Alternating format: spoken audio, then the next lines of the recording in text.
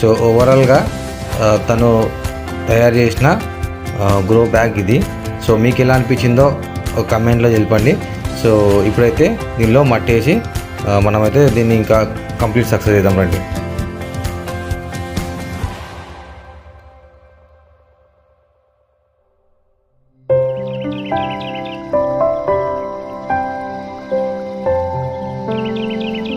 ఫైనల్గా సక్సెస్ అని చెప్పొచ్చు. సో దీనిలో అయితే నేను వర్మి కంపోజ్ అండ్ మడ్ అయితే నింపి పెట్టేశాను. ఇలా మొత్తం వాటర్ వేసి సో అలా నానబెట్టి పెట్టేశాను. రేపు వచ్చి మనం దీంట్లో ఏ విత్తనాలు వేస్తే బాగా పెరుగుతో మీరు కమెంట్లో చెప్పండి. నేనైతే నార్మల్గా పాలకూర అనుకుంటున్నాను.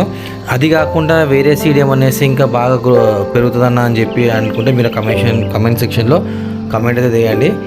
Thanks for watching. ఇంకా నెక్స్ట్ వీడియోలో కలుద్దాం. ఇది ఇంతటితో ఈ వీడియో ఎలా అనిపించింది